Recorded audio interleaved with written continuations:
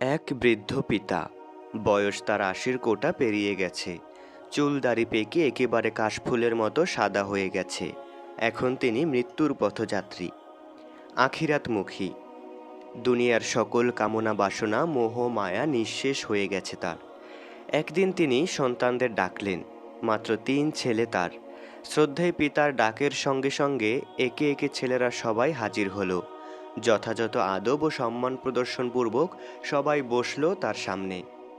তারা অবাক হয়ে দেখতে লাগলো তাদের বাবার হাতে একটি হীরকখণ্ড চিকচিক করছে। সবার মন খুশিতে নেচে উঠল। বিপুল কৌতূহল আর উচ্ছ্বাসে চকচক করছে চেহারাগুলো। নিশ্চয়ই তিনি তাদের এটা দিবেন। সবাই হাজির হলে পিতা সকলকে সম্বোধন করে বললেন, তোমরা সবাই আমার হাতে একটি মূল্যবান হীরকখণ্ড দেখতে পাচ্ছ। এটা পাওয়ার আশা তোমরা সবাই করো, তাই না? কিন্তু না, তোমরা সবাই এটা পাবে না। তোমাদের মধ্যে সেই এটা পাবে যে একটি ভালো কাজ করবে।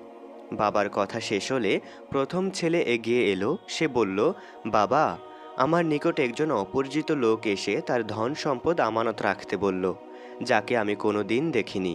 ইতপূর্বে কখনো আমার সঙ্গে সাক্ষাৎও হয়নি।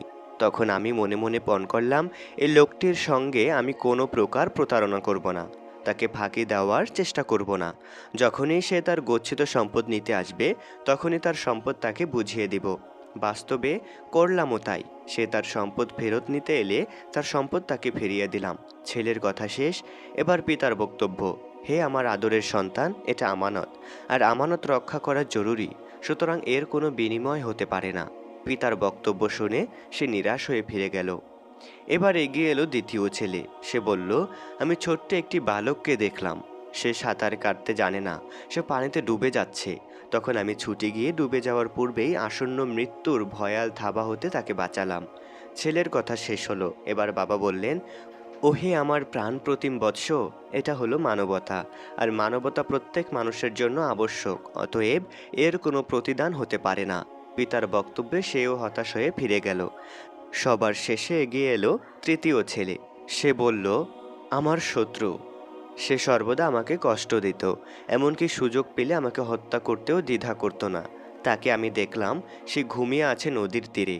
হয়তো অল্প সময় পরে সে নদীর অথই পানিতে হারিয়ে যাবে চিরদিনের তরে।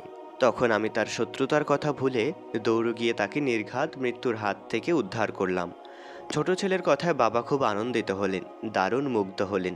আদর সোহাগে তাকে বুকের সাথে জড়িয়ে ধরে বললেন, হে আমার কলিজার টুকরো স্নেহের দুলাল, তুমি পেতে পারো এ অমূল্য হীরকখণ্ড, মহা পুরস্কার। তোমার কাজই উত্তম, প্রশংসার দাবিদার। এরূপ ভালো কাজ একমাত্র উন্নত চরিত্র এবং মহৎ দিলের অধিকারী লোকেরাই করে থাকেন।